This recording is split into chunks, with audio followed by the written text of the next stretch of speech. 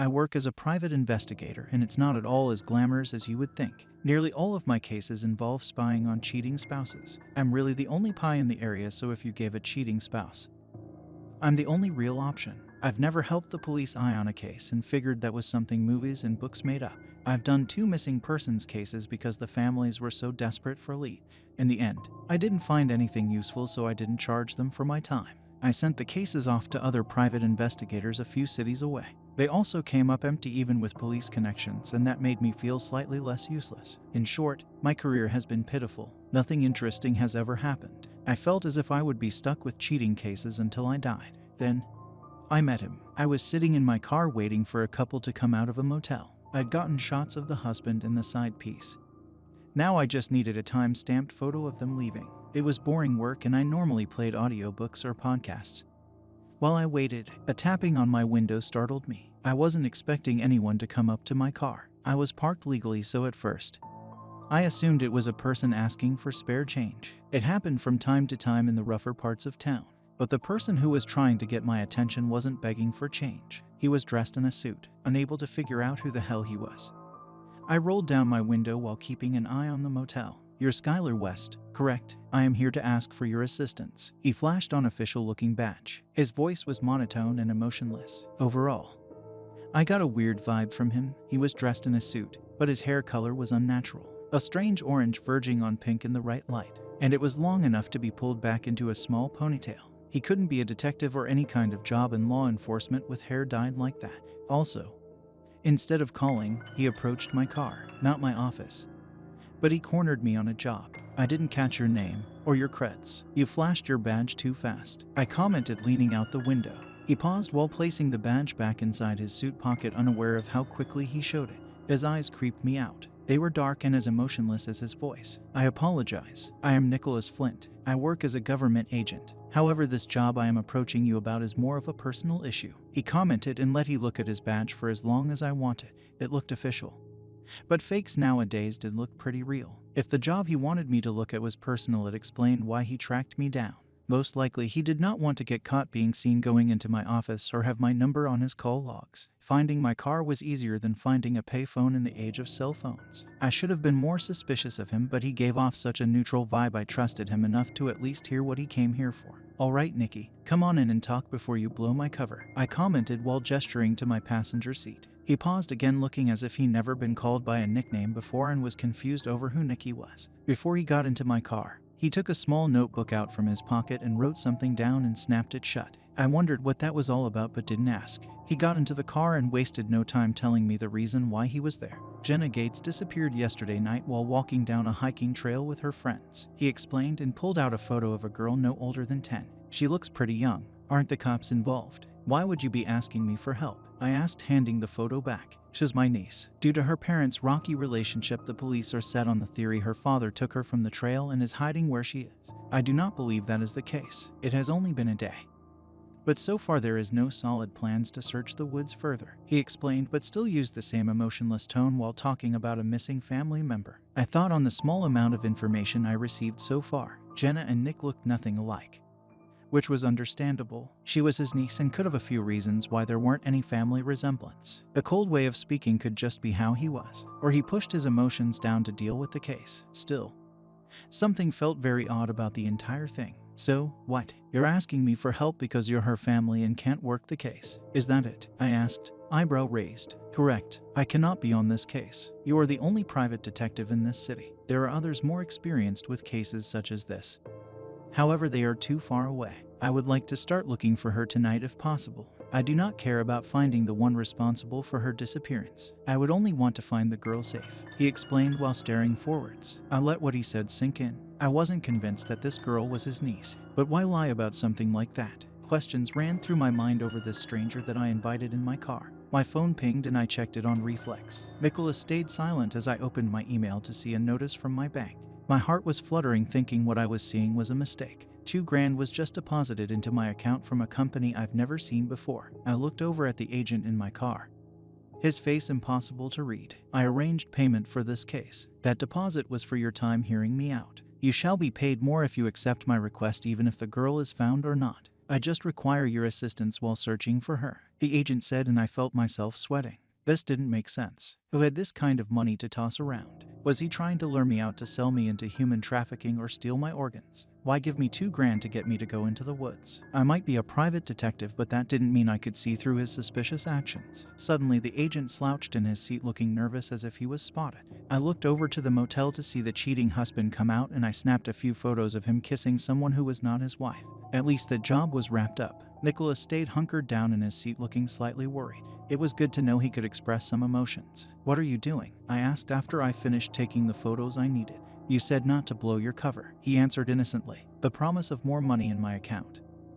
And his reaction was what sealed the deal. This guy didn't appear to be someone with a nefarious plot. I decided to trust him and take the job, praying it wasn't a mistake. "Where do you want me to meet you tonight?" The next few minutes was him telling me when and where we should meet. Once all the details were clear, he got out of the car and looked both ways before crossing the road and out of sight. I knew I could trust this guy, but wondered what the hell I just got myself into. I met Nicholas at the start of a local hiking trail at 6 p.m. that night. I was wearing comfy shoes for the trek. He was still in his suit and polished shoes. "Are you going hiking in a suit and tie, Nicky?" I asked, looking him over. He didn't even have a bottle of water. He again looked confused and took out his notebook again to jot something down. Snapping it shut, he nodded. "I work a lot and do not own many casual clothing," he replied. I wondered if he slept in a suit, but kept that to myself. I started along the trail with him close behind. I kept my eyes open, but didn't know what we were looking for. Having a dog to track down the scent would be nice. I've never been a part of a search party in the woods and doubted this trip would result in anything but wasted time. I don't know what we are going to find, the cops can't. I don't know anything about tracking. I feel as if you're wasting your money, I said as we walked. The police are not focusing their efforts on this trail. The fact we are out here looking means something. Effort is never wasted. I wanted to argue but stayed silent. He was paying me a lot for a simple hike. We arrived where Jenna was seen last, and I took a sip of my water. I offered Nicholas some, but he refused. We both stopped to look around, hoping we would find something. It was only a few minutes from the start of the trail, and one would assume this place was safe. But something happened to that little girl. I looked along the edge and the bushes, trying to see if anything was disturbed or any obvious drag marks. But Jenna was small. A grown adult could just pick her up and run off with her. The lack of broken twigs and flattened bushes meant nothing. I still felt the entire trip was useless when something caught my eye. Tied to a tree, 2 steps off the trail, was something catching the light. I walked over to it and found it was a piece of candy with a foil wrapping hanging from a branch with some fishing line. It was low enough for a child to reach it. My blood turned cold, wondering how the hell the cops missed this. Unless they didn't. If Jenna saw this, she might have taken the candy, and the person who lured her away could have come overnight to set up the trap again. But why set it in the same spot, risking the police seeing it? "I think I have something," I called over to Nicholas. He quickly walked over to me, but neither of us touched the hanging candy. "Do you see any more?" he asked, and I didn't even consider looking for another piece. I scanned the trees, and in a few seconds saw another twinkle of foil moving in a breeze. Nicholas pulled out a set of gloves so he could carefully look over the piece we already found. It was just a bright pink colored wrapping with no name brand printed on it.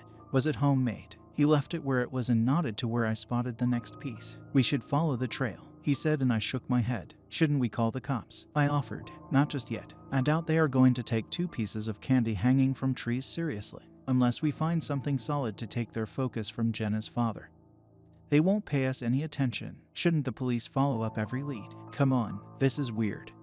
"It's something," I commented, sounding frustrated. The agent paused, thinking about something, with his blank slate of a face.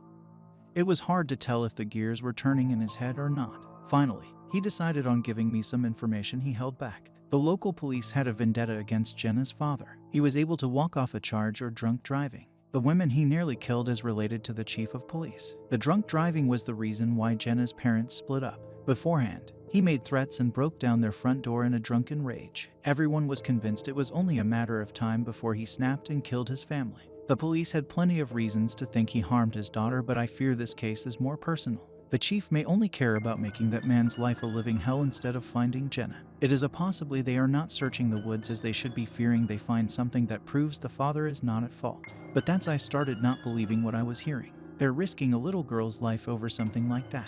I believe the chief does not care about his career, let alone a little girl he has not relation to. Keep in mind, this is only a theory based on the actions of the police. I have no way of proving any of this. The only thing that is for certain is the police will not put the manpower into searching these woods unless a lead they cannot ignore is brought to light. My teeth clenched together in frustration. I regretted how inexperienced I was. I didn't have any kind of connections I could call up to help. Only a guy that provided some computer work and camera setup when needed. If I was a real private investigator, I could have a bunch of people over here combing these woods for clues. I felt useless trying to find this girl. Nicholas was an agent but was unable to bring in the big guns. Jenna had the bad luck of having a father who already wore a target on his back. If she wasn't taken by him, we were the only ones really looking for her. Nicholas noticed my shift in mood and spoke. We have already found a possible lead. Even without the same resources as the police, there is a chance to find something. If we press on, we could find something better than 2 hanging candies. I nodded. He was right. At least we were searching for her. We continued on not touching the candies and leaving them for the police to collect as evidence if they listen. Plus, they doubled as a trail back to the hiking path. I didn't know about Nicholas, but I was useless in the woods. I could get lost easily without something bringing us back. The agent followed behind me as I scanned the trees looking for more candies, but also any sign of the girl. Every time I thought we lost the trail, I would notice a twinkling off in the distance. If Jenna was following these, why would she go alone? Wasn't she with friends? I asked when the thought came up. She had a small disagreement with her friends. She was lagging behind because she was angry with them. It is possible that she went off because the trail of candies was more interesting, but I cannot say for certain. Nicholas replied. I wondered more about this trail we followed. Was someone just waiting the entire day hoping by chance someone went off the trail? It was not guaranteed that a victim would follow the candies deep into the woods, and normally people who snatched children had preferences. Was Jenna really that unlucky to be good enough for her kidnapper to think she was suitable? This reminds me of Hansel and Gretel, I said while we paused to look for another flash of color in the trees. I looked over my shoulder expecting Nicholas to agree, but he looked at me with such a blank expression on his face that made me think he never heard the fairy tale before. Slowly he took out his notebook ready to write something down. This full-grown man really never heard that tale and expected me to tell it to him. I gave him an abridged version while he made notes. Snapping his small notebook shut, he followed my footsteps towards another hanging treat. I don't understand the moral of the story. Don't these tales normally have one? Was there not a better way of dealing with their situation besides dooming their children by leaving them in the woods? He asked, and I didn't have answers for him. It's just an old fairy tale. I don't think having a moral is the point of it, and maybe leaving your kids to be eaten by bears made sense back then, I said with a shrug. As we walked, we traveled deeper into the forest. I brought along a flashlight so we could keep searching until dark if needed. A hopeless feeling came creeping into my gut as I thought of hundreds different outcomes Jenna could have faced. If she wasn't at the end of this trail, then what? We couldn't search these entire woods. I don't feel as if we're doing much, I admitted finally after walking in silence for a while. What if this isn't the right path? What if someone took her or this has nothing to do with her? Nicholas stayed silent to let me take a drink of water. Again, he refused to share. I was sweating in the warm spring night. I didn't know how he was staying so cool hiking in the woods in a suit. It is possible that someone took her off the trail, or she lost her way and is hurt somewhere waiting for someone to find her. We lack the resources to fully disprove all the theories of where Jenna may be. Right now, we can only see what is at the end of this trail and if it leads to her or not. In the very least, we are eliminating one possibility out of many. I felt annoyed that I didn't think of that obvious thing. Of course, we could only do what was within our power. Finding a dead end meant one less lead to chase after and focusing on other ideas. I assumed Nicholas would be upset working with a novice like myself. I felt overwhelmed so quickly because this case was so different from the ones I normally took on. He did not look upset in the slightest, only a bit glad he could convince someone to look in the woods with him. Jenna isn't her niece, is she? I asked, risking the question. The way he talked about her felt distant. I doubted it from the start and wondered why he would lie. He didn't need to say she was related to him to have a reason to look for a little girl. No, I apologize for the lie. In truth, I cannot rely on the police in this area, and there are no other agents to spare on such a minor case. I assumed you would be suspicious of my request, so I decided to give myself more of a trustworthy reason to find the girl. I was wary of letting him lead me into the woods, but I felt as if this guy was a decent person. I just only hoped my gut didn't prove me wrong. Getting back to the case, I looked at a hanging candy off in the distance. If I could trust Nicholas, but what was waiting for us at the end of the trail? Was it just a prank, or would we come across someone dangerous? Do you have a weapon at least? I asked, and he nodded. I didn't see a holster on his small frame, but believed he was armed. I, for a few different reasons, didn't own a gun. Sure, I was a private detective, but never took on a case that required one until that day. Overall, I disliked him, and I had lousy aim the few times I went to a shooting range to practice. If I got out of these woods safely, I may change my idea of owning a handgun. Let's keep going and figure out if this trail means anything. The agent followed behind with a nod. If he was the one armed, you would think he would offer to take the lead. I was the one spotting the hanging candies, and from that I assumed I had better eyesight, which made me nervous. Would he be able to shoot a person at a distance if needed? Would it come to that? The answer came when we reached the end of the candy trail. And it was an answer I never would have expected, although it was the most obvious one. Even I commented on it earlier. What would one expect to see at the end of a breadcrumb trail in the woods? A cabin made out of candy. We walked into a small clearing to see a newly built wood cabin in the middle. No paths lead to it. It made me wonder how anyone got the materials out in the middle of the woods and through the trees without leaving a trace behind. I'll take the lead, Nicholas said, finally stepping in front. I followed behind, hyper aware of any noise or lack of noise from the woods. The lights inside the cabin were not on, leaving the windows dark. Nicholas crept up the stairs and it sounded different, more of a hollow sound compared to the creaking wood I would expect. He stopped at the door, hand on the handle. Here I thought he would need a warrant to search it, but he looked as if he no longer cared about the legal process. When he commented about only wanting to find the Jenna, he meant it. I didn't know if I should be right behind him, so I stayed on the first step. Instead of opening the door, he stopped with the handle in his hand. Skylar, you said in that tale the cabin was made out of sweets? Correct, he asked, not looking in my direction. I looked over the normal-looking cabin, trying to understand his point. Well, yeah, but what does? Nicholas snapped off the handle, causing me to stop in mid-question.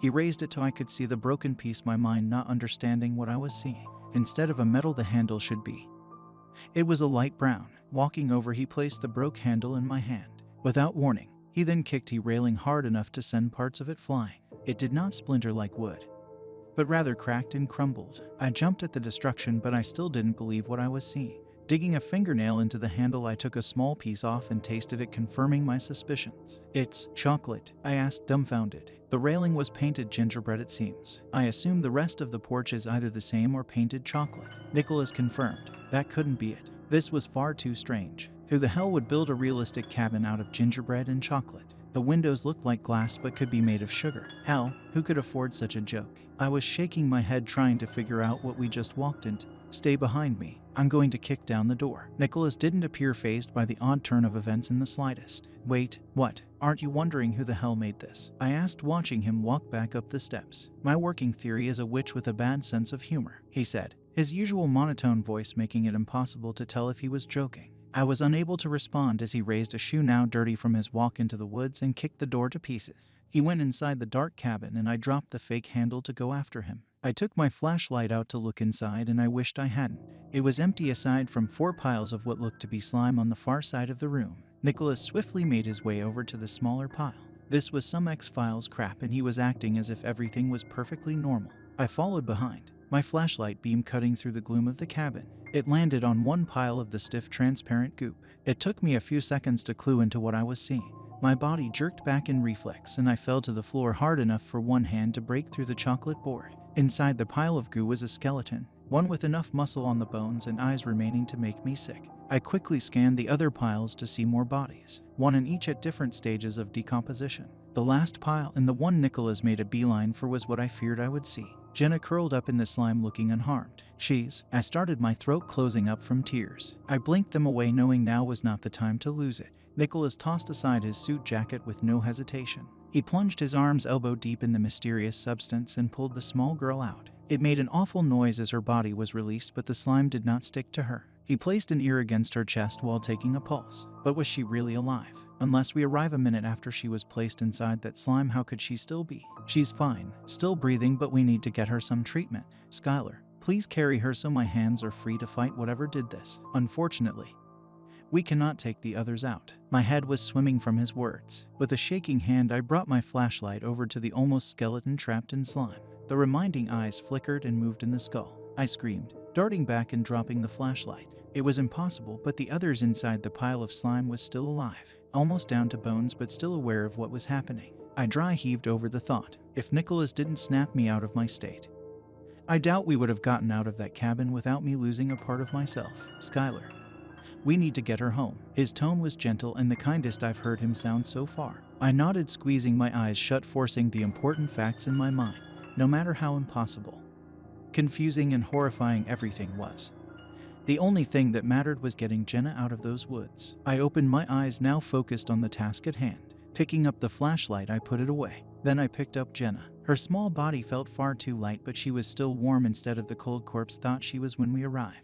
I'll ask a shit ton of questions after all of this. I told Nicholas, I'll answer everything. He confirmed. Without anything else to say to each other, I started to get out of the door. I needed to pace myself. No matter how much I wanted to run, but I was carrying extra weight and needed to be careful not to exhaust myself right off the bat. Being so focused getting down the stairs, I didn't hear Nicholas shouting my name. Turning, a blur of motion blocked my view of the agent. I held Jenna closer to protect her from whatever came between myself and the other man. The figure was covered in rags with tangled hair flowing out. Over the newcomer's shoulder, I saw Nicholas reach for his waist when he took his jacket off. I didn't see a hostler, but I hoped he had a weapon hidden. The figure that ran between us was faster than him. I nearly tripped down the stairs as I watched in horror, unable to do anything to help him. The monster thrust out a clawed hand directly into the agent's stomach, staining his white shirt with blood. His body slammed against the gingerbread boards, cracking them. The figure didn't turn to face in my direction yet, so I did not see what attacked. Instead, I saw Nicola's pale face. Run. His request was barely above a whisper. The creature clutched the claw still deep in his chest and used his body to take out the walls of the cabin, dragging Nicholas into that dark place full of nightmares. Nicholas bought us some time. I did not wait to watch what else the creature did to him. I did as he wanted and ran as fast as my legs would carry me and the still sleeping Jenna. While I ran nearly out of my mind in fear, a cackling laugh echoed through the woods. In the back of my mind, a part of myself thought the laughing sounded like a witch. I ran until my legs could no longer move. I stopped, pressing my back against a tree, panting with sweat dripping from my face. Adjusting Jenna in my arms, I gave her a quick check over to see if she was still all right, just asleep and looking perfectly fine. My arms ached from carrying her, but I refused to set her down. Instead, I awkwardly placed her on my back, hoping the change of how I carried her would help my arms. I needed to keep going. The sun was setting and I was hopelessly lost. No hanging candy in sight. Still, no matter how desperate the situation felt, I could not give up on getting this girl back home. It was the last thing Nicholas asked. I felt a pang of guilt through my chest. The thing that attacked the agent wasn't human. I knew that. Still, I felt as if I should have done more. If I was the one attacked, he might have had more hope of getting Jenna out of these woods. If only he was here. But he wasn't. It was a fact I needed to accept. My breathing returned to normal to keep going, shifting Jenna a little. I started back into the trees, listening in case I was followed. My heart jumped in my throat when I noticed a flash of color through the trees and in the dimming light. I forced myself to not run over to the hanging candy I was positive I would never see again. I started to look for a second one, but paused to think. Was the trail of candies made by the creature that attacked Nicholas and took Jenna? Could I trust where they lead? Did I even have any other choice but to follow them? My cell phone was in my pocket, but checking it, I found it useless. The screen flickered, making it impossible to check if I even had a signal. I suppose if what was after us could keep people alive as skeletons, it could easily mess with a cell phone. My brain still couldn't believe half of what I'd seen that day. However, I didn't need to believe it. I just needed to get the hell out of those woods. As night fell, I decided to follow the candy trail, hoping it was the right choice. When it became too dark to see, I took the flashlight out to guide my way while still keeping a hold of the girl on my back. Every sound in the woods made me jump and scan the trees looking for the source. No moon shone, making the woods so dark I couldn't see anything beyond my beam of light. Grabbing a flashlight that day was a good idea. My water bottle stayed inside my bag because I didn't know how long I was going to be in the woods for. Every step I hoped for the hiking trail, but deep down I knew I should be prepared to be lost for at least a night. Cursing myself, I realized I dumbly didn't tell anyone where I was going. If I didn't make it out of there, no one would be looking for me. But aside from my sister, who lived a state away, I didn't have anyone in my life to notice I was missing after a few days. Walking along in the dark woods, I feared I wouldn't find my way out every time I couldn't find the next hanging candy after a few minutes. Without my phone, I was unable to know how much time passed, but my body felt like I'd walked for hours. A wind blew, rustling the leaves and also bringing a soft whisper to my ears, something that I couldn't dismiss as a natural sound.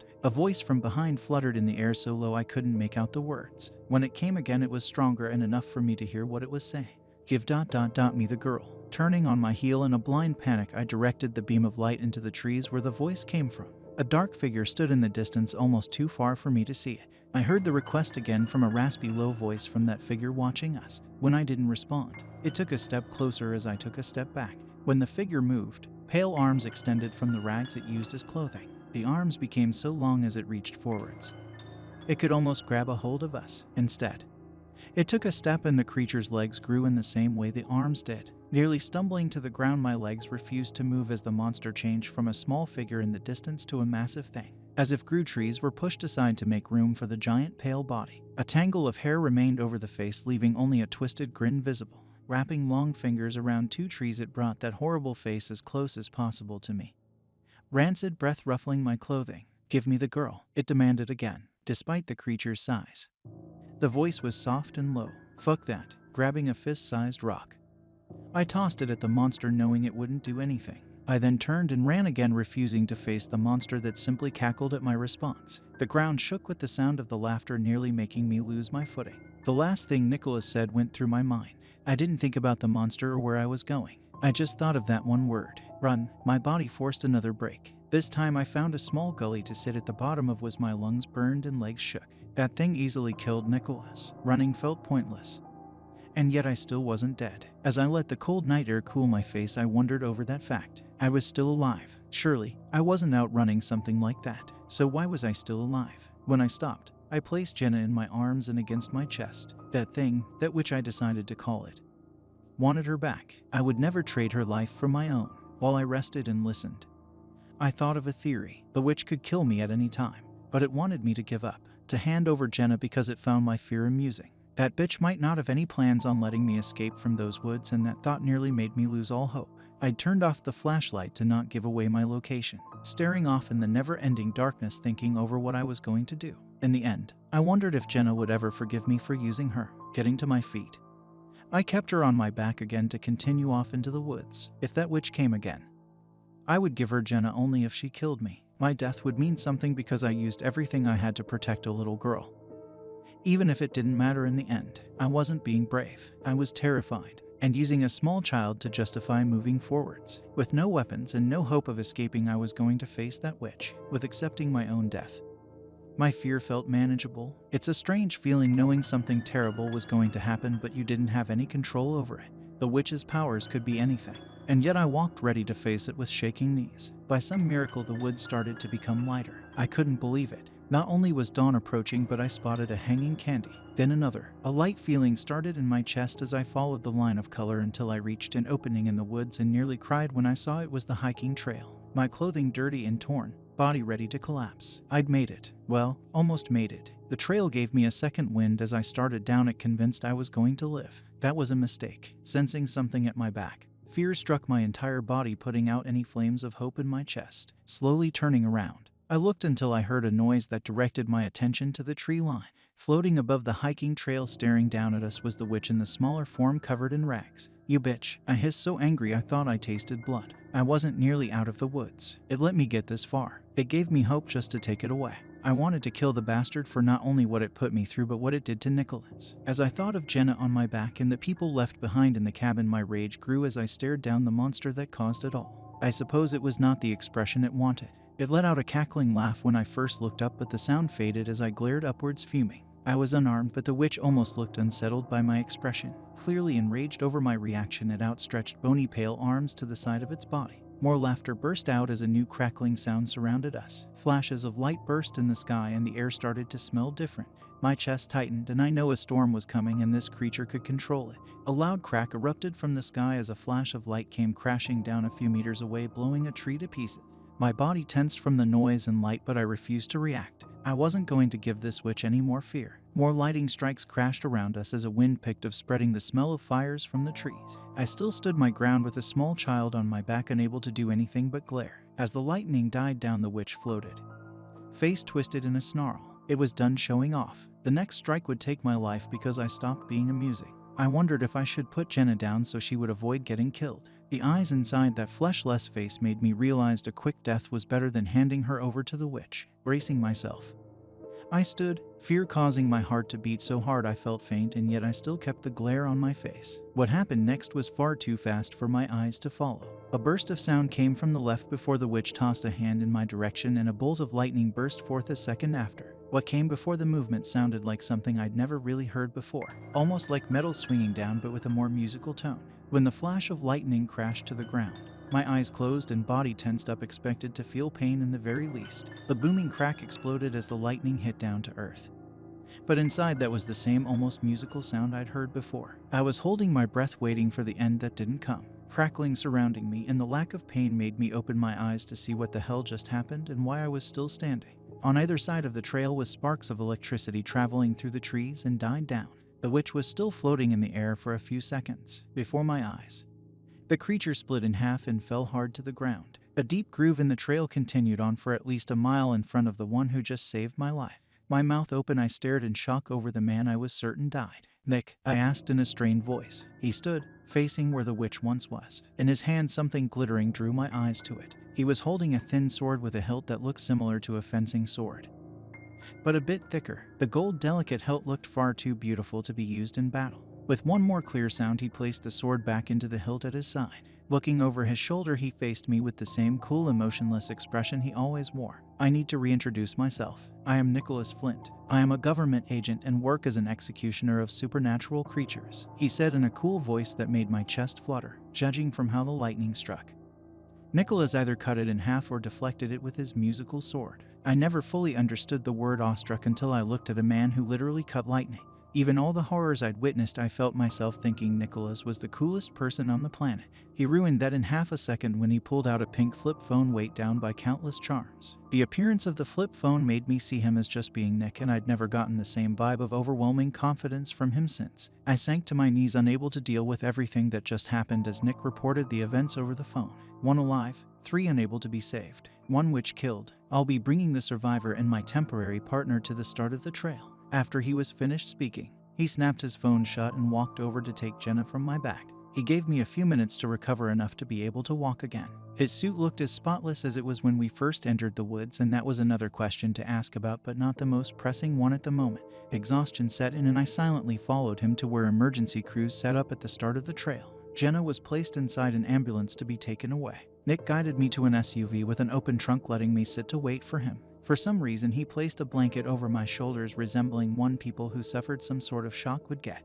It took him a while to get back to me. I checked my phone expecting to see a night passed, but was shocked to see we were only in those woods for an hour. After all the activity died down, Nick came back over ready to answer my questions, but my mind was racing and I didn't know where to start. "So, you're a supernatural creature that kills other bad ones, and like a secret agent, and couldn't ask the police to help you track down that witch?" I asked, trying to get the facts straight in my head. I received a blank expression and Nick took one step away. "It appears you figured everything out yourself. I don't think I'm needed." If it wasn't for his monotone voice, I would think he made a joke. I caught his suit jacket to pull him back, not even close to being done. "I have so many questions, so don't you dare leave. Why didn't you kill that witch when we first saw it? How are you still alive without so much of a scratch, and why did you even need me in those woods? I'm human and couldn't do jack shit." My voice trembled and I forced myself to be angry instead of crying. Another long pause came between us as Nick let my head cool before he spoke. In that time, I already thought of the answer to my first question. Nick couldn't kill the witch without risking killing us. I was behind the creature. It was just bad luck, and he said as much. The witch was in a poor placement, and I took a hit to let you get to a safe spot before I attacked. I doubted the creature knew and just got lucky. For what I am, it is complicated. I am able to absorb other supernatural creatures in order to heal or absorb objects made by supernatural means.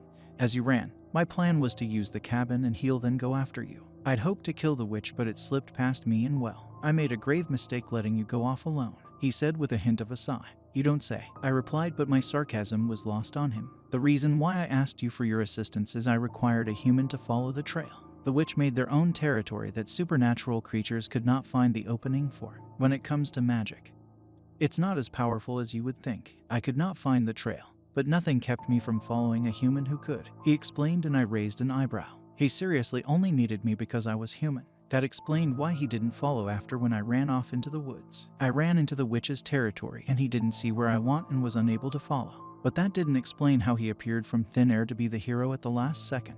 As I thought about that fact, I noticed something. After he replaced the sword into the hilt, I no longer could see it. "How did you burst out with a disappearing sword then?" I asked. "My sword is still here. It's been here the entire time. Try looking at where you saw it last while letting your eyes unfocused. It's because of this sword I was able to save you both." I did as I was told. It was a bit difficult, but after a minute I let my sight grow hazy enough for the sword I'd seen before appear at Nick's waist. The golden hilt glimmered, but when I looked at it directly it disappeared again. "It's pretty nice looking. Hard to believe you use it to kill anything," I commented. A hint of a smile came over his face. "Its name is the Orchestra. It's a bit finicky after I couldn't find you. I needed to force it to cut through into the witch's territory. It could have done so at any time, and I sort of didn't need to bring you along, but it refused. You don't want to know what I promised it in order to do something it deemed unworthy as saving 2 humans. But I think you complimenting it pleased it enough to be happy you lived. I didn't know how I felt over a sentient sword being the reason why my life was in danger in the first place, but I was glad it decided I was good enough to save, so I didn't comment on it. Also, why did you give me a blanket? It's hot over here. It's a shock blanket. You're in shock. I almost argued that. It was such a small matter I didn't press it from how exhausted the night made me. The talk of witches, swords, and government agents turned my brain to mush, making it impossible to get my thoughts straight. My phone pinged in my pocket. Checking it was a reflex, so I pulled it out to see a notification of an email. A lot of my work was on my phone, so to clear my head I checked to see what the email said. Turns out I needed that shock blanket. I felt myself clutching it as I read what appeared on my phone screen. Another deposit was placed in my account. This time the amount was 10 grand. My hands shook rereading the amount. Did you just pay me? I asked, unable to get all the words out. I apologize, the amount is so low. Agents that are in higher demand, or if you face powerful creatures, get paid more for a job. The witch was on the very low end of payout because it was such a minor threat. Nick explained. My mouth felt dry thinking about what he just said. 12 grand for 1 day of work. Sure. I nearly died, but that amount of money helped me out a lot towards my goal. Hell, goals I thought to be a dream started to flood back into my head as I looked over my account. My sister raised me when my parents kicked me out and disowned me when I was a teen. I always felt like I needed to pay her back. I took on any job I could, trying to save up to buy her a house so she could stop renting crappy places. Not just a house. I wanted her kids to go to college, and I wanted to pay for the surgery looming over my future. I need to head out and make a report, so if... Nick stopped speaking when I suddenly stood up, taking him by the shoulder as the blanket fell to the ground. You said you're a contract worker, right? And if I was your temporary partner, does that mean you don't currently have one? I asked in an excited voice. Well, yes, he answered slowly, not understanding what I was getting at. Can I do more jobs with you? Jobs like this? The questions were practically demands. I didn't care about supernatural creatures or what them being real meant for my new view of the world. I no longer cared I nearly died or the fear I felt from being chased in the woods. I only cared about the big payday this kind of job could bring. I suppose I do not know as much about the human side of things as I should, so I may require another human partner. But this work is dangerous. Every time you go out into the field, you risk your life. Each job a gamble. Are you certain you want that as a future? Nick said in a voice sounding more surprised than somber for the topic. I'm positive. Give me your number. Holding out my cell phone, I didn't let go of his shoulder until he took out a card with his number printed on it. Nick didn't know how to put his contact information into my phone, so I quickly did it and put my number into his flip phone. I really need to be going. I'll contact you if any jobs suitable for a human comes up. Because I involved a human, there is extra forms to fill out, Nick said as he started to walk away. No rest for the wicked, I see, I commented. He took out his notebook and I needed to tell him it was just an expression. This guy really was clueless about a lot of things. We parted ways. He took his SUV to wherever he needed to be. I sat in my car for a long while thinking over everything that happened and what my future might look like from now on. I was already buying things in my head with money I didn't own just yet. On my way home, I ordered a nice steak dinner for pickup. My clothing was dirty and ruined, so I couldn't sit in the restaurant and eat. But I think I earned a nice meal for once. Then I waited for a message from Nick, not at all caring. His job brought nightmares. It was 2 weeks until Nick contacted me again about a second case, even with my savings account looking pretty nice from all the extra jobs I was pulling. I still got excited seeing his number come up on my phone. Nicholas Flint was a government agent that killed supernatural creatures. He wasn't human, but besides his unnatural hair color and blank stare, he didn't appear too strange. His monotone voice was difficult to understand his intentions and the oddest thing about him. But overall, he was easy to get along with. I worked as a pretty novice pie and I doubted my skills would be of use to him. Turns out, just being human helped in some occasions. I'd hoped he would have contacted me sooner. Still, getting an extra job through him helped a lot. I may be risking my life every time I accepted, but it was well worth it. This time we met in my office instead of my car. He brought along a case folder and I was surprised a secret government agent dealing with supernatural creatures used mundane things like case folders. I offered him some coffee, which he turned down. Though we got right into the reason why he called. There have been several missing homeless men recently. Some bodies have turned up torn to pieces and we cannot place what kind of creature would do such damage. Also, it's difficult to determine which homeless men are victims or have just left the area for different reasons, Nick explained as he started to arrange the photos on my desk. Each were fairly gruesome. I'd wanted to be a cop but in the end was unable to do so. I'd looked up things like this for my own preparation for the job I'd never gotten, but my stomach still twisted at the sight. Each person was taken apart on different ways, then just left in wooded areas to be found or eaten by animals. Some scavengers got at them, making it difficult to find the original damage in the bodies due to it being eaten away. I sat looking over each photo wondering why Nicky asked me to help him. I didn't know a thing about supernatural creatures. I didn't even know they were real until recently. I also wasn't a bite mark expert and couldn't tell him what had been munching on these bodies in the woods. I'll do my best to help, but I don't exactly have the resources to be of much use, I admitted after I placed a photo back down on my desk. I would definitely be skipping lunch that day. This case is very low on the list of priorities. I currently do not have a partner and my supervisors will not let me work in the field without one, unless I have someone working with me.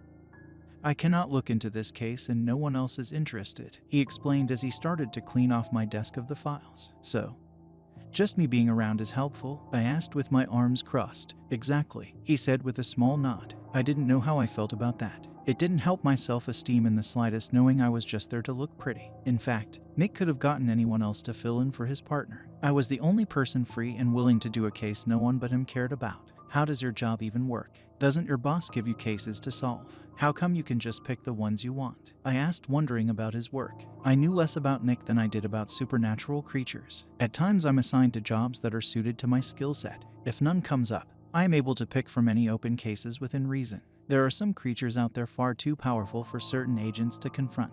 I am the only one interested in closing smaller cases. If I didn't take the witch case, or this one, it would be passed along to the hunters, Nick said, and his voice was making me a little sleepy despite the information being interesting. The what? I asked, confused. Hunters are a human-run organization with the main goal to kill every supernatural creature. They may use magic to fight, but refuse to work with creatures of the night. The corporation I work for mostly uses supernatural agents. We tolerate each other to get cases solved. I never would have assumed there was more than one agency dealing with things that lurked in the night. It made sense. After nearly getting killed by the witch, I understood how some people could hate anything like that. If Nick wasn't as easygoing as he was, I would have had a bad view on supernatural creatures as a whole. That witch was evil. But Nicky is so non-threatening it made me think there was good creatures out there. Whatever was killing the homeless men on this current case was giving creatures a bad rep. I wondered just how often things like this happened and how it was possible for it to be mostly unnoticed. Alright, let's get started. If we solve this quickly, we can finish some other backlog cases for you. I stood up with my car keys in hand. I was the only employee in my small pie company, so I didn't need to tell anyone I was leaving the office for the day. Nearly all of my jobs came through by email and the rest were directed to my cell phone. I didn't need an office, but it made me seem more official and I found clients felt more comfortable meeting in one as needed. I locked up wondering when I would be back and how dangerous this job would turn out. We drove a city away and Nick directed me to a local park near the downtown area. I could already see signs of a homeless population that only got worse as we got closer to the main street. There was a men's shelter right next to the park with about 5 people hanging out on the front steps. I followed Nick towards the building, unsure of what our first task would be. Because he was wearing a suit, he looked pretty official. No one really bothered us as we walked past the huddle of people. A smell drifted out from the small crowd and I forced myself not to react. Trash littered the stone stairs and I hoped I didn't step on anything too unpleasant. Inside, the building smelled of harsh cleaning chemicals and unwashed bodies. A tired-looking receptionist looked at us warily, not wanting the trouble a man in a suit would bring. After showing her his badge and introducing himself, Nick brought out some photos but didn't show them to her just yet. "I'm sorry to bother you, miss, but recently we have found some deceased men. 5 have been from this area, but the other 3 have yet to be identified. If you are willing, would you look at these photos and see if you recognize any of them?" Nick asked in an official tone. I stood back watching the exchange. The receptionist looked as if this wasn't her first time dealing with something like this. She didn't even look surprised over being asked to look at photos of the dead. "Do you have a warrant? For privacy reasons, we cannot give out the names of the men who stay here," she replied stiffly. "I do not have a warrant for your list of names. You may contact the local police department to confirm my identity and the fact I am working on this case. I can come back with one, however. I wish to have names to these men as fast as possible." Nick admitted, his voice still without emotion. "Why? These men don't really have anyone looking for them.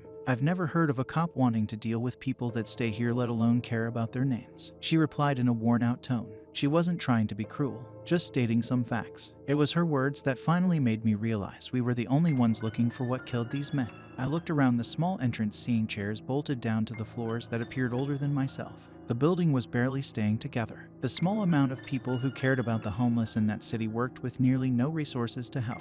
I imagined this was a common sight across the country. I looked back over when Nick responded to the women. I don't like the name John Doe. I hate seeing it on 3 photos, he admitted while glancing at the paper in his hands. We all remained silent for a few heavy seconds. Finally, the receptionist held out her hand to look over the photos. She stared them over for a while, trying to place the faces. After some very careful consideration, she wrote down some names on the back of each paper. I've never seen them this cleaned up, so I wasn't too sure on the third one. But I'm fairly certain this is who these men are. I haven't seen them for a while and didn't want them to turn out like this. If I give you some names, could you check on some others that also haven't been in for a while? There could be all sorts of reasons why, but she trailed off, looking a bit worried about her job for giving us information, but knew it was worth it in the end. Nick nodded and took a few more minutes getting some names, descriptions, and common hangout spots to keep an eye on. He thanked the older women after everything was collected. He sounded insincere, but that was just because of his odd tone of voice. I could tell he truly respected the receptionist for helping out. We said thank you again before heading out. Hey, is having their names going to help us figure out what kind of monster killed them? I asked once we walked down the stairs and out of earshot of the crowd that gotten larger since we were inside. No, the names add nothing to this case. My job is to only find and kill the creatures causing trouble. We leave the rest to the police, but getting the information of where they normally stay around helps. We can scout out those areas or ask around for some more information, Nick said as we made our way back to the car. He really didn't need to come by the shelter asking for local homeless hangouts. Just driving around was enough to find a few. We could easily ask any of those people about other spots. This trip was really trying to find who these men were. I paused at my car door, looking over at Nick, wondering about him. I didn't understand how someone who lacked a natural expressive face cared more about others than most people I'd met. He caught me staring and I couldn't explain myself. Are you really going to interview homeless people about if they've seen anything strange while wearing a suit? I asked. He glanced down, a crease of confusion on his normally placid face. What's wrong with my suit? I felt as if it would take too much effort to explain it to him. We started off to conduct our interviews, but I made Nick stay in the car. I bought some coffee and some sandwiches to hand out while I asked questions. I quickly learned a few smokes also helped getting people talking.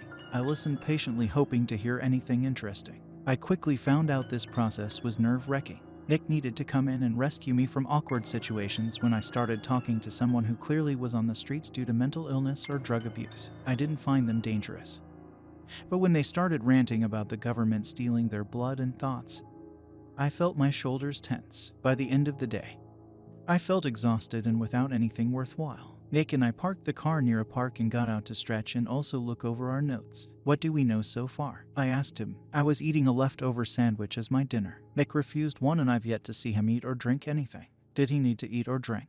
That is a mystery to solve later. He opened his small notebook and I noticed it was a different color than the one he had when we first met. Each man was taken from different locations as far as we can tell. So far, all 8 were taken without anyone noticing, and their last known locations are foggy at best. All the strange events we gathered today do not match any supernatural creature I am aware of, nor does the manner of death match any creatures. Nick responded as he looked over his notes. So, we got nothing, I said with a sigh. I don't believe so. We have nothing we can make sense of so far. Efforts are never wasted. They'll prove useful even if it means we just need to wait for results. I wish I could be as forward-thinking as Nicky was. I saw our entire day as a waste and he thought of it as time put towards results. I tossed my sandwich wrapper in the trash while wondering what to do next. Are we going to what? Camp out and watch some random homeless meetup spot until we see something? I asked. It was starting to get dark and I didn't know if we planned on staying in this city overnight. If we were going to keep an eye on some hot spots waiting for some monster to appear, we would need more manpower or get extremely lucky.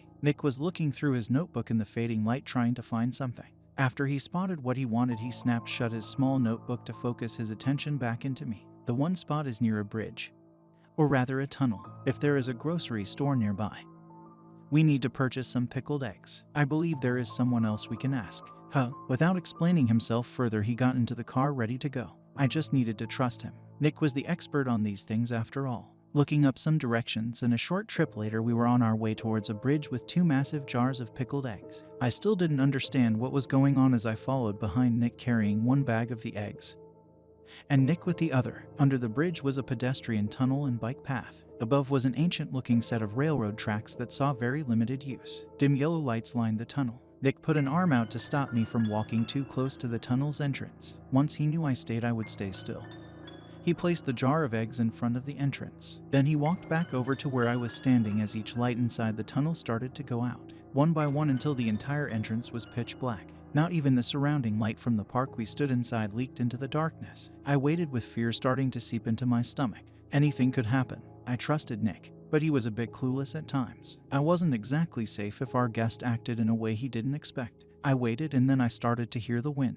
It took me a few seconds to realize that was not the wind blowing through the tunnel. It sounded too rhythmic, almost like breathing, and it was getting closer. I should have bought a gun after getting involved with these jobs. If I lived, I swore I would get one as fast as possible. Fear started to show on my face, but Nick remained as calm as ever. The breathing sound got louder and louder until finally something appeared from the tunnel. A finger. It was so massive it barely fit through the entrance. It was twisted and gray, tipped with a long claw of a nail, using a chipped nail.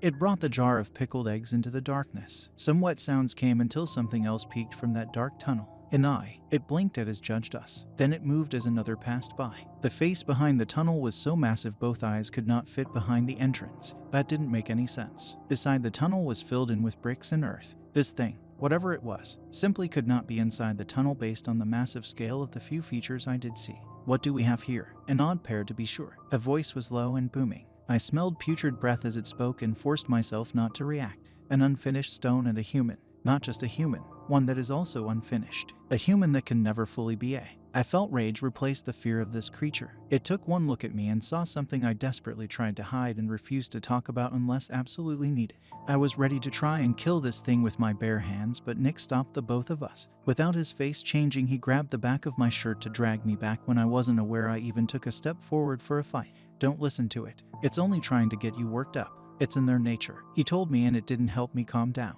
What he said, half and half human. Their only words. The creature spoke with a cruel laugh afterwards. Nick, can I borrow your sword? I asked loud enough for the tunnel beast to hear. Nick's sword wasn't visible, but I knew it was there. He wouldn't go on a case trying to find a monster unharmed. Skylar, please don't kill the bridge troll. Nick replied in such a matter-of-fact tone it snapped me from my fighting mood. I looked from him in the dark tunnel with only the one eye staring back. This massive thing was a troll. It was under a bridge, so that was understandable. I crossed my arms, not happy, but let Nick speak. We are looking for the one killing homeless men in this city, one of which may have been taken from this park. I was hoping you saw something, Nick said and gestured towards the bag containing the other jar of eggs in my hand.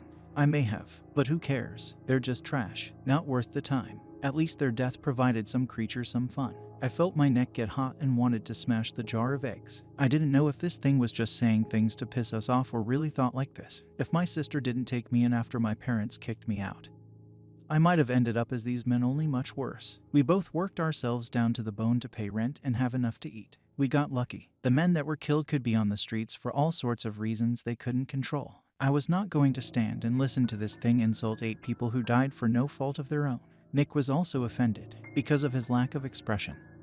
I didn't know it until he drew his sword, the delicate thing making a musical sound as it appeared. Holding it out, he stared at the tunnel with his blank eyes and hands steady. If that's the truth, then the same goes for yourself. If those men are trash only worth entertainment and death, then a troll no one cares for can provide the same. We all were silent. I could feel the air pressing around my shoulders, and it suddenly felt hotter than before. It was impossible to read Nick's intentions. I honestly thought he was going to go through with killing it until he placed his sword back into the hilt and it faded from sight. I brought you eggs in exchange for information. I am looking for the killer of these men. They are not trash. They're people. You're a troll with a terrible personality, but I can still respect you enough to make a basic exchange. I felt some tension fade at his words. At least those two weren't going to get into a fight. I wasn't expecting the troll to be touched by his words, but rather only thankful he was still alive. When it spoke again, the tone of voice was softer. I have nothing better to do all day but watch the ones in the park. It's like bird watching for humans. I saw a man get forced inside a white van and not return.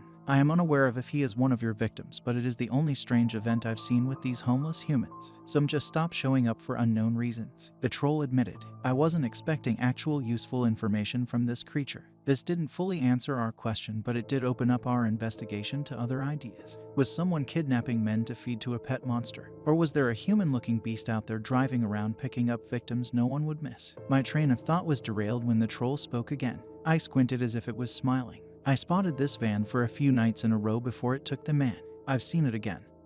So maybe it may strike again soon. Give me the other jar and I'll tell you what took these men. I looked over to Nick, heart beating. Even after everything, I wanted to trust this monster. Then again, with the troll's track record, I wasn't sure if it was telling the truth or just messing with us. Nick took the bag and walked over to set the jar of eggs within reach. Thankfully, the troll wasn't just trying to lure Nick in to attack him. The eye disappeared and the fingernail took the jar. We waited and was positive the creature left before the voice came faintly as if from a distance. The one who took them is the most frightening monster on this planet. One not bound by rules and the one that has done the most amount of destruction throughout the ages. The voice was echoing through the tunnel as the light started to flicker back on. We both stared down into the now empty tunnel, wondering about the parting words of the troll. I didn't understand what kind of creature it was talking about, so I looked over to Nick. Do you know what it meant? I asked. I have no idea, he said without a hint of shame. In the end, we needed to camp out and watch the park all night. At least we knew we could be in the right area, if the troll wasn't lying to us. The white van could come prowling down the road looking for a new target. We sat on a park bench watching the street. Nick was flipping through his notebooks looking for any sort of clue on what monster we could be facing. Besides ourselves, two men camped out huddled in piles of dirty blankets a bit of a way away but within eyesight.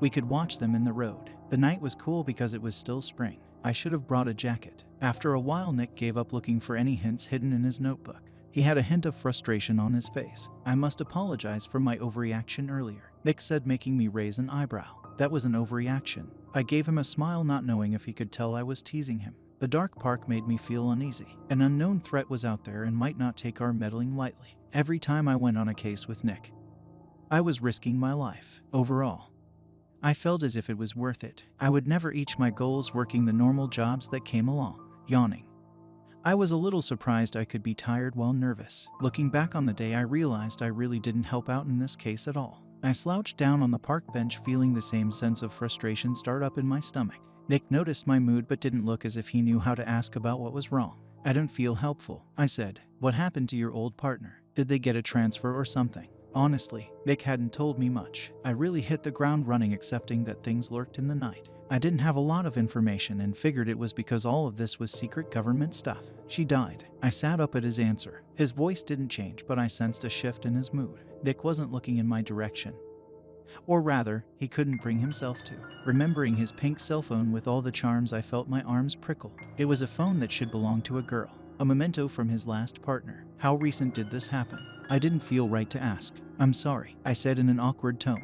He didn't react, just kept staring forwards. Not only was I not helping and just there for a payout, I brought up something uncomfortable. Just as I started feeling awful about just sitting next to the agent, he rescued the conversation. "I'm glad you're here. I do not wish to be alone so soon after what happened. All the other partner options are not ideal. Most would just use me for what I am instead of trying to strike up a conversation. I am not experienced in dealing with others, so I feel as if I may make things difficult for you," Nick said as he finally looked over. "It's scary how nice you are." Confusion fluttered over his face, but he accepted my answer. I wanted to know what Nick was. The troll called him an unfinished stone. It really didn't feel as if I could ask him about it after he mentioned how others would use him for simply being whatever he was. In the future, I would find the right time to sneak the question in, because I was looking in his direction. I noticed some movement over his shoulder. On reflex, I grabbed him and pulled Nick off the bench just as a clawed hand darted out from the bush behind the wooden bench. Out from the darkness sprang a lanky, hissing creature, the body long and deformed. Milky white eyes glared at us as the mouth opened nearly ear to ear. The skin was a sickly gray and I could see the creature's ribs. One swat of those claws could cut us in half though. "What the hell is that?" I shouted, startled at the sudden appearance. "A minor creature, not much of a threat," Nick replied with his hand hovering at his waist. I waited for one of us to break the stalemate. With his sword, Nick could easily take out this thing. However, he was hesitating. The problem was his sword was too powerful. It would dig into the ground and create all sorts of damage wherever he directed his attack. We didn't know if anyone else was camping out in the small area of trees. We heard earlier today people often did so instead of sleeping out in the open. One swung would kill this monster, but also anyone else unlucky enough to get in the way. The creature acted first. I launched itself off the park bench towards Nick's face with claws out. I was terrified but still moved. I slammed my shoulder into this creature, knocking it off course into the ground. I felt bones crack against my shoulder. It scrambled on the ground, making yowling sounds, trying to get back into position to attack again. It arched its back on all fours, ready to bite our faces off when movement from Nick made it pause. Out from a suit pocket he pulled out a bag of beef jerky. I stared, mouth slightly open. He was appeasing a twisted creature made of nightmares with a snack, tossing it in front of us. The thing darted over, taking the bag in its wide mouth. Without taking eyes off of us, it backed up under the bench. Somehow, the thing sank into the dark shadow of the bench, leaving us alone. What the fuck? I whispered, mostly to myself. I believe the troll sent this creature after us as amusement. It may be watching right now, having a laugh. The thing that attacked us is part of a race that hates agents almost as much as it likes snacks. Nick let his hands drop now that the threat passed. I looked over my shoulder towards the tunnel. The lights were still on, but I believed that troll was watching and hoped it was disappointed in the outcome. After I heard tires screeching, I knew the troll won in the end. It distracted us from our job. I cursed again and started off as fast as my legs would carry me towards the road. The two homeless men were still sleeping and somehow not woken up by the brief fight. If the tires belonged to the white van we wanted to find, then it could have taken someone else we didn't see before. I ran right into the middle of the empty street, looking around trying to see what car made the noise. My heart sank when I spotted the back of a white van peeling off down the straight road. We didn't have any means of going after it. Turns out we didn't need to go after it. Nick ran so fast he was unable to stop in the middle of the street. He skidded to a stop and needed to double back to where I stood. If the situation wasn't so dire, the sight would have been comical. Again, his hand went to his waist, and this time he drew his sword. In one lightning-fast movement, he drew the blade and sent a thin shockwave of destruction down the street towards the van. A burst of wind blasted my face, and I needed to raise my hands so I didn't see the impact, but I heard it. A terrible crashing sound came from down the street. It was so loud it hurt my ears even from a distance. When I lowered my hands, my jaw also lowered. Nick cut the van in half, each side pulling away from each other. One crashed into a parked car. The other went a few feet to slam into a telephone pole. The side that hit the parked car tipped over on its side, revealing the inside of the van, and a man dressed in rags limp. He was tied down to the van wall, ensuring he was the only was safe from the crash. I ran behind Nick, who kept going to check in on the driver. Along the road was debris scattered from the now split van. At first, I assumed they were tools. I was so concerned on getting the man from the destroyed van I didn't focus on them.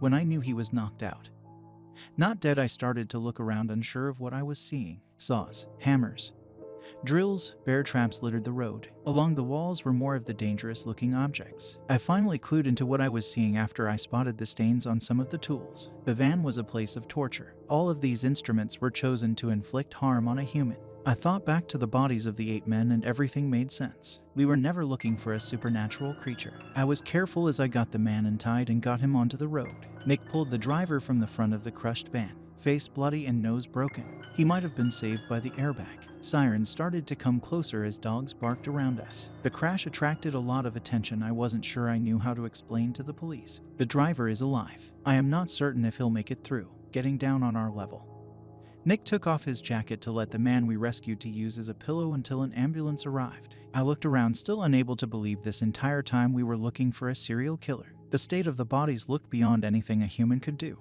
I now know that was a foolish idea back then. In my mind, crimes like this only happened in the podcasts I listened to while staking out a cheating husband. It never felt real, and being suddenly forced to face the horrors of my own kind made me feel a way I couldn't describe. How are we going to explain all of this? I asked and looked around at the sudden chaos. The same blank expression his face was my response. Just as flashing lights started to color the street, Nick shrugged. I have no idea. That did not make me feel better in the slightest. I was grilled for hours over what happened. They separated Nick and I was smart enough to not say a word no matter how stressed I felt. After 6 hours, a female lawyer came into the room. She simply gave the detective a sheet of paper. Then I was free to go. I sent Nick a text the moment I got my phone back. His response was, "I'll talk to you later." I waited for 2 more days until he sent me a message asking if I could meet him in the park near my office. I wasn't busy, so I went, wanting to know the outcome of our case. He looked terrible, as if he hadn't slept since the last time we saw each other. He still gave me a wave when I walked over to sit on the bench beside him. He explained the corporation cleaned up the mess, making it look like a regular accident. The man who was driving was in fact the killer, because he used different tools and even some jaws of dead animals. The bodies looked as if they were torn apart by something not human. Nick fiddled with his phone, and a few seconds later mine pinged. A payment of $1,000 was deposited in my account. I honestly forgot about money because of everything that happened. This is all that was left over from doing a big cover-up. I'm sorry, it's barely anything. Because the case had a human culprit, my job didn't want to pay anything. I put my foot down on that, saying you should get something for your time. I stared at my phone knowing this was pretty good for a single day of working. Nick was acting as if that amount was chump change though. He did mention bigger cases paid out more, but I had no clue just how much more that was. Nick, you know $1,000 is a pretty decent amount of money, right? Some people don't even earn that in a week. He stared at me, that blank expression saying something I didn't want to read into. This bastard was probably richer than I would ever be in my life because he wasn't human and could fight monsters for a massive profit, all being unaware of that fact. If he wasn't so nice, I would be upset. His phone rang. He answered it in a language I'd never heard before. Soon he hung up and apologized he needed to leave for work again. Call me anytime you have a job you think I can handle. I might be useful for something someday. I let out a chuckle and I thought I spotted a hint of a smile on his face. He promised if anything came up he would send me a message. Soon I was left alone in the park on a beautiful sunny day, but unable to really appreciate the weather. I kept staring down at the new payment, feeling a dark pit in my stomach. The images of those 8 men came flashing into my mind. Thanks to Nick, they got their names back. And because he cared, there would be no more victims from that one killer. I knew it wasn't enough. Things like this could keep happening. Yet again, I felt useless. I searched for the website of the shelter we asked for names a few days ago, finding the right page. I could easily donate my one day of work to the shelter. I knew it really didn't solve the overall problem, but at least it might help a few people for a little while. I stared at the charity receipt email, telling myself the reason for the donation was for taxes at the end of the year. I placed my phone back into my pocket to get ready to head back to my little office. I needed to learn more about supernatural creatures and become a better contract worker for the bigger jobs, after I make sure my sister was set. I had some other ideas for the funds I would be risking my life for. It might not do much overall, but as Nick has said, efforts are never really wasted.